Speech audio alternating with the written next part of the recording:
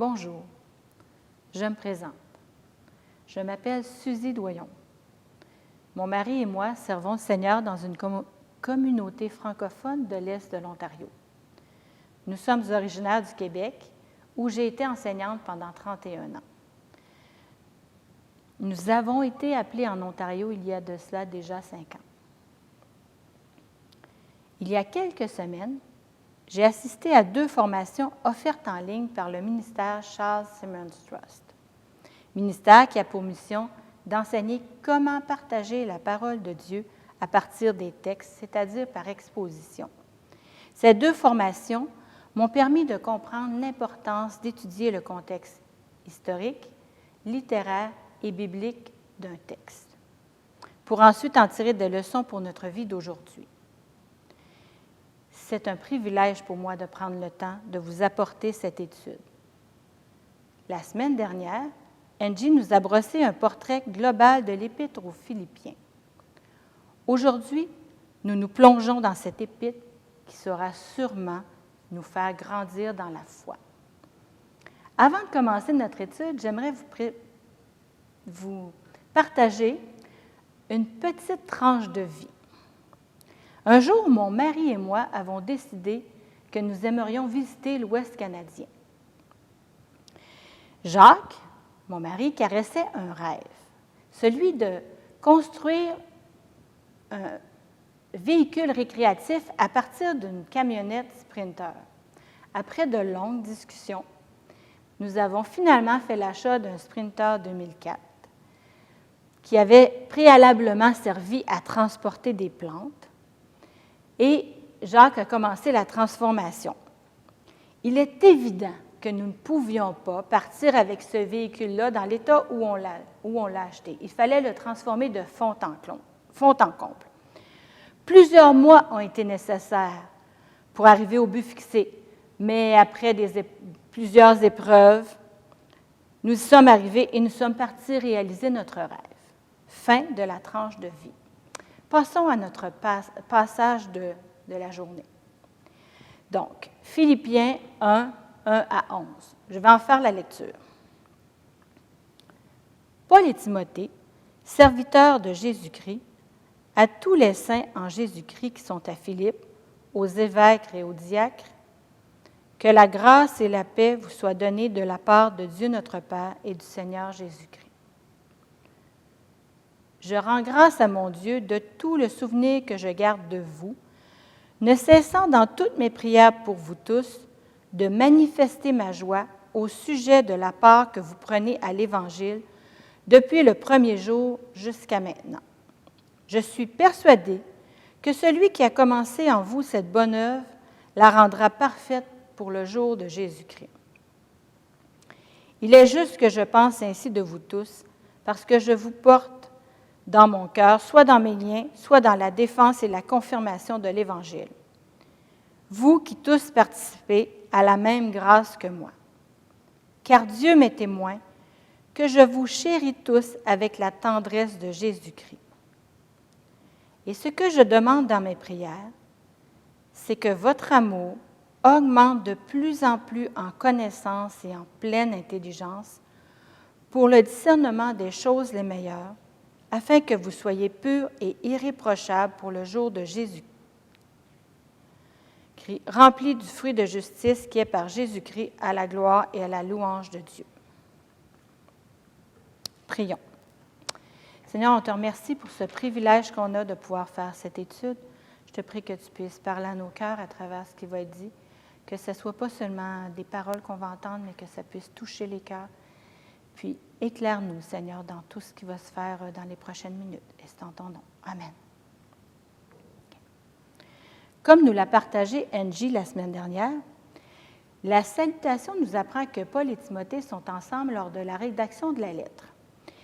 Ils s'identifient, ils emploient le mot « serviteur » pour s'identifier à Jésus-Christ. Ce terme a aussi le sens d'esclave.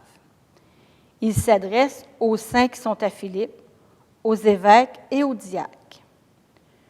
Nous savons que lorsque Paul était à Philippe, il a rencontré, dans Acte 16, il a rencontré Lydie et sa famille. le geôlier et sa famille, que ces 2 familles ont été baptisées.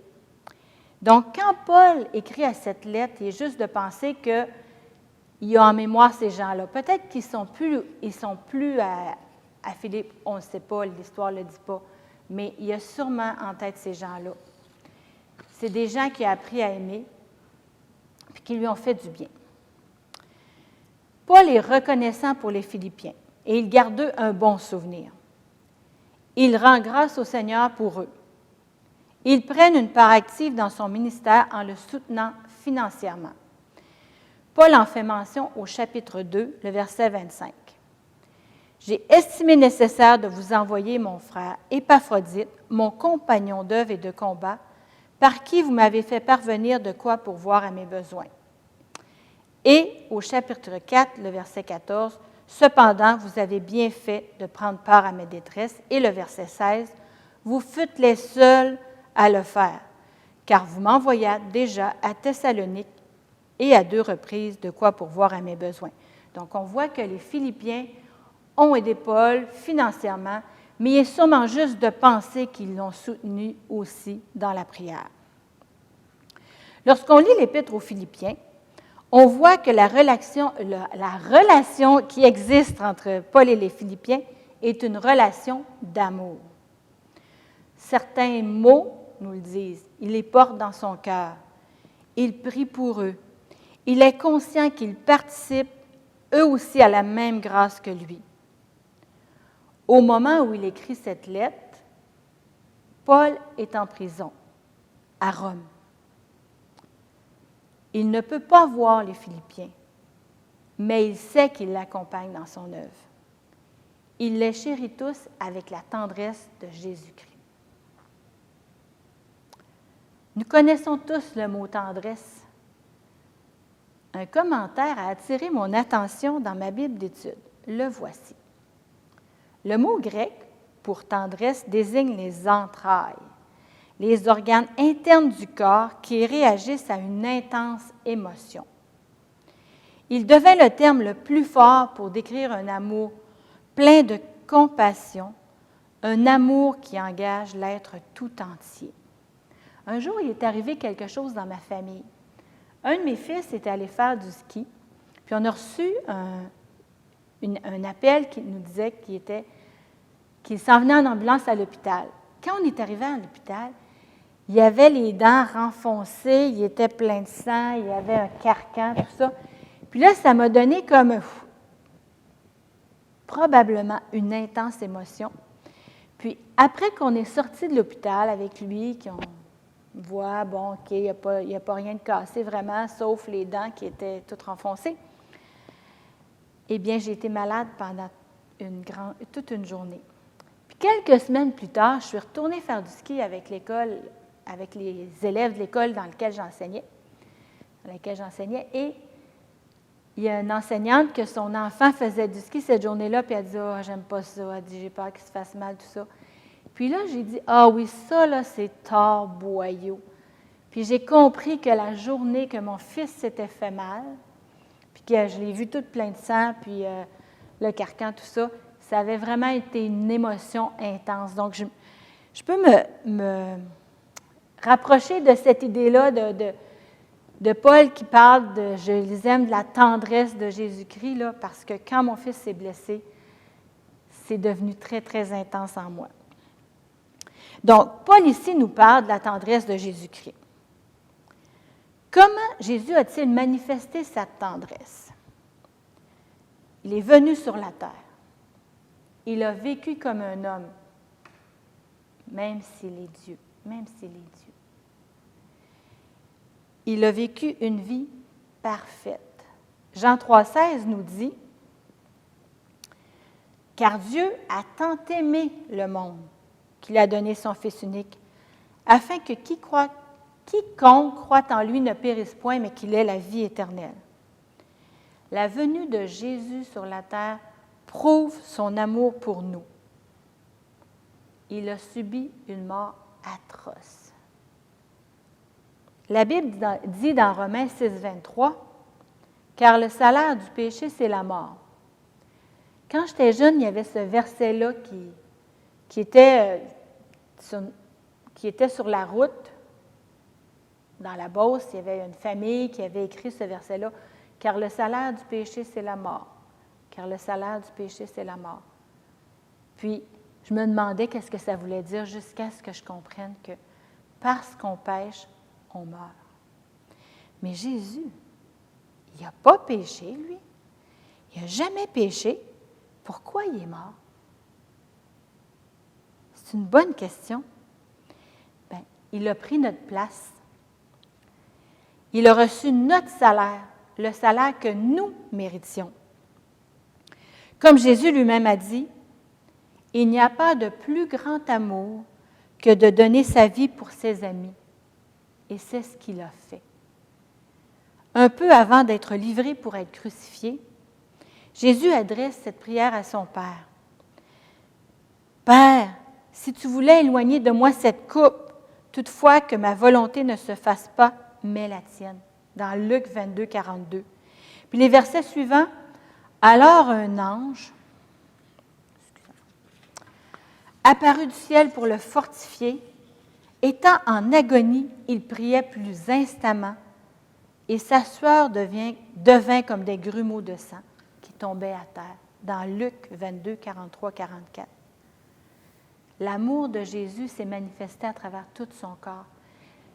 Je n'ai jamais été en agonie à ce point-là, au point de suer des grumeaux de sang. Bien, cet amour-là s'est manifesté malgré et avec les luttes dans son corps. Il a donné sa vie parce qu'il nous aime. Donc, quand Paul parle de la tendresse de Jésus-Christ, qu'il les chérit tous de la tendresse de Jésus-Christ, c'est un peu comme s'il leur disait qu'il est prêt à mourir pour Jésus-Christ et sûrement pour eux, parce que Jésus est allé jusqu'à la mort pour nous. Dans le passage qu'on a lu, il est mentionné 2 fois le jour de Jésus-Christ. Au verset 6, Paul dit, « Je suis persuadé que celui qui a commencé en vous cette bonne œuvre la rendra parfaite pour le jour de Jésus-Christ. » Et dans sa prière, Paul demande que leur amour augmente de plus en plus en connaissance et en pleine intelligence pour le discernement des choses les meilleures, afin qu'ils soient purs et irréprochables pour le jour de Christ, remplis du fruit de justice qui est par Jésus-Christ à la gloire et à la louange de Dieu. Dans la parole de Dieu, il est question du jour de l'Éternel puis du jour de Christ. Le jour de l'Éternel, selon le commentaire dans ma Bible, évoque la colère et le jugement final de Dieu. On peut lire des passages qui concernent ce jour dans le livre du prophète Joël. Cependant, le jour de Christ renvoie au salut, à la récompense et à la glorification ultime des croyants.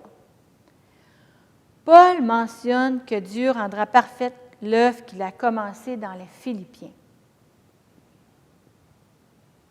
Cette perfection sera possible parce que Dieu lui-même a commencé son œuvre en eux et il va l'achever. Dans le 2e passage, Paul demande à Dieu d'augmenter l'amour. Dans d'autres versions, il est dit que votre amour abonde. Ici, on parle de l'amour agapé. Amour fraternel, l'affection, la bonne volonté, la bienveillance. Donc, que l'amour agapé augmente. C'est de cet amour dont il est question lorsque Jésus dit à ses disciples dans Jean 13, 35, « À ceux-ci, tous connaîtront que vous êtes mes disciples, si vous avez de l'amour les uns pour les autres. » Paul encourage les Philippiens à ce que cet amour abonde en connaissance et en pleine intelligence. Pourquoi? Pour qu'ils puissent discerner les choses les meilleures. Si on parle des choses les meilleures, c'est qu'il y a des choses qui sont moins bonnes et que tout n'est pas bon.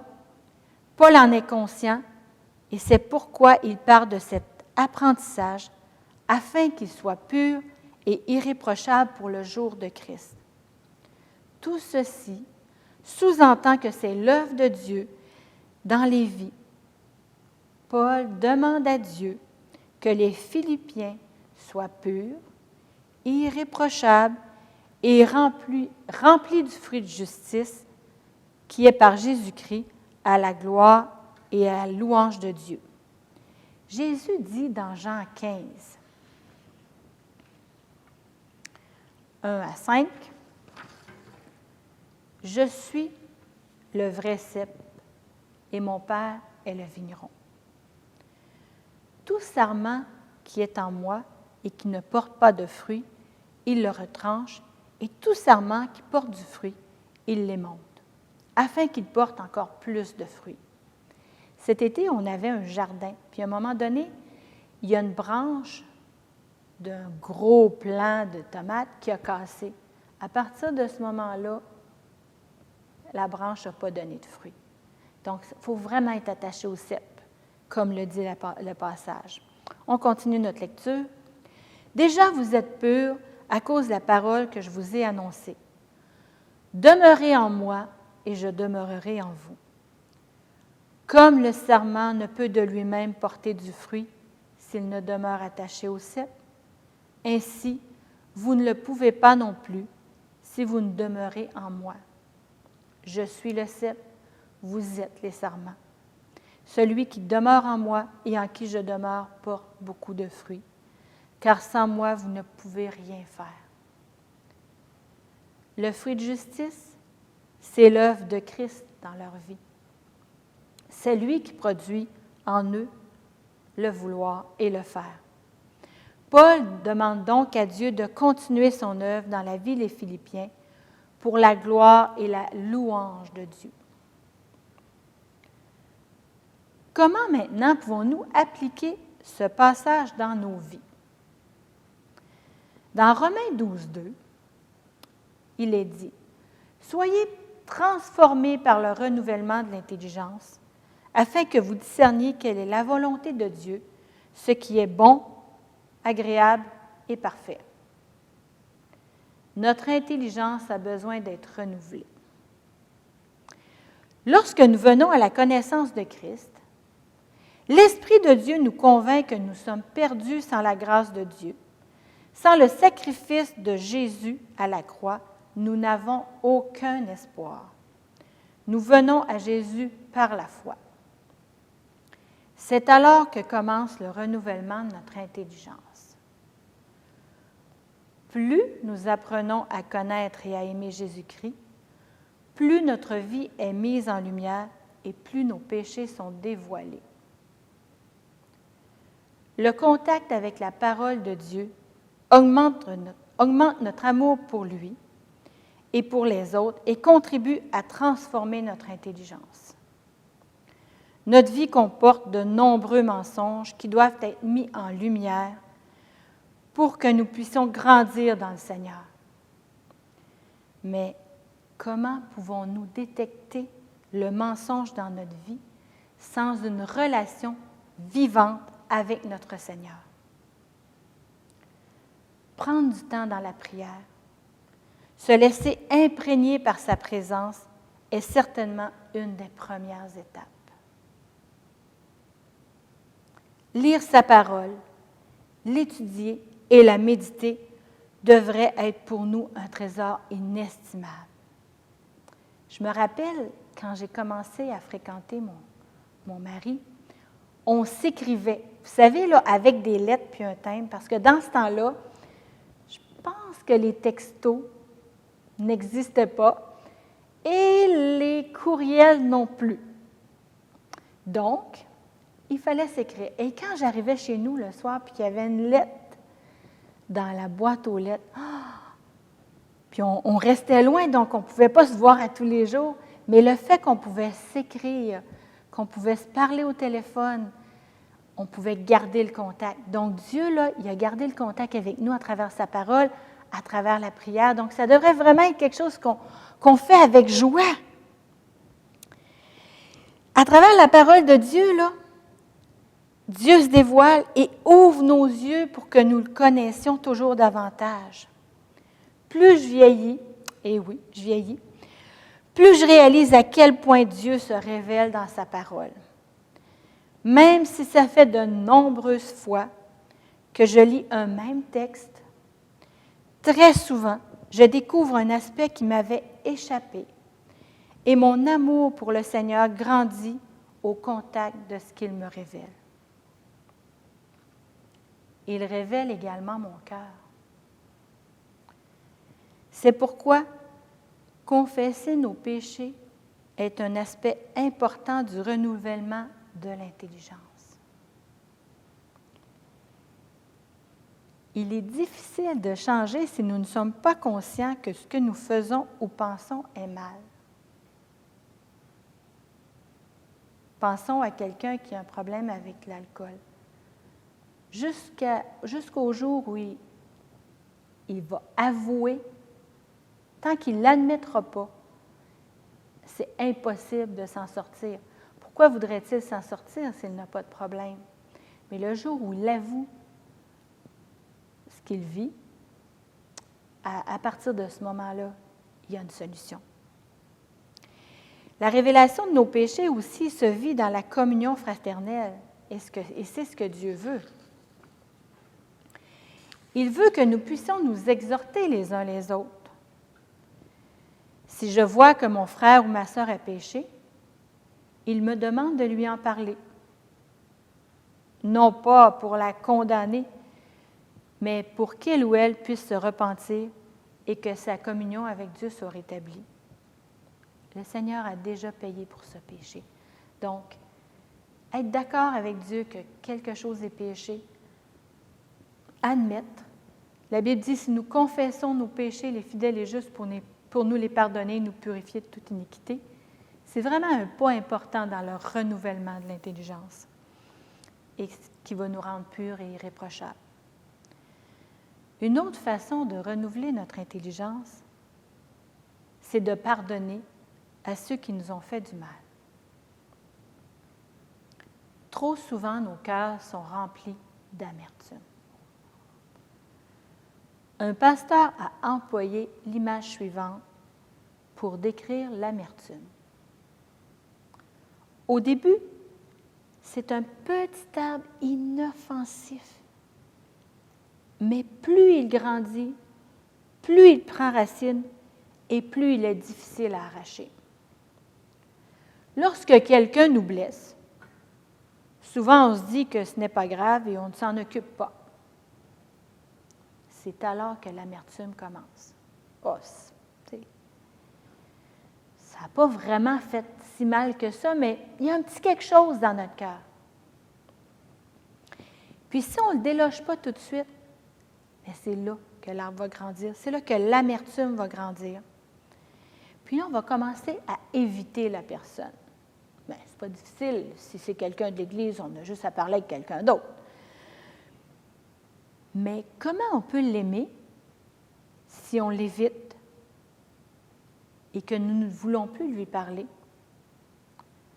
Comment serons-nous reconnus comme les disciples du Seigneur si nous nous évitons les uns les autres plutôt que de nous aimer comme le Seigneur nous l'a demandé?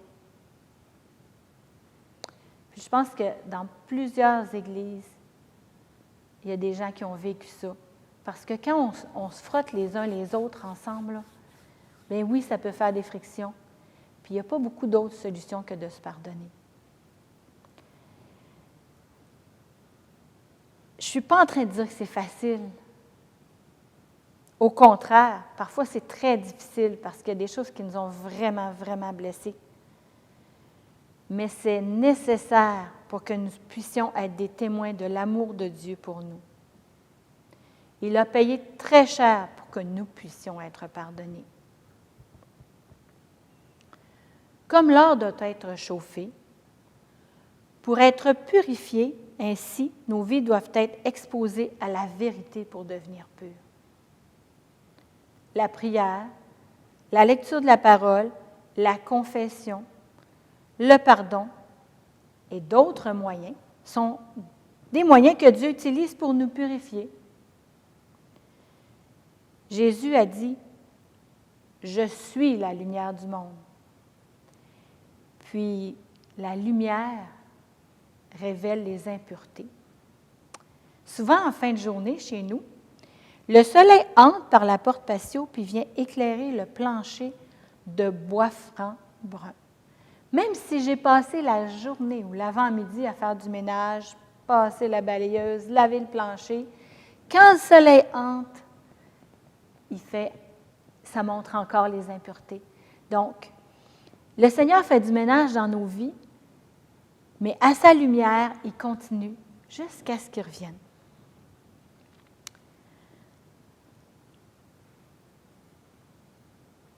Ainsi, lorsque nous entretenons une relation vivante et constante avec Jésus, il travaille nos cœurs pour les façonner et les transformer.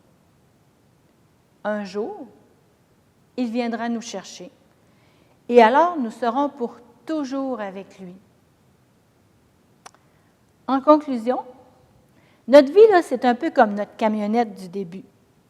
Pour accomplir la tâche que nous lui avions fixée, c'est-à-dire être un véhicule récréatif pour faire le tour du Canada, nous devions la transformer.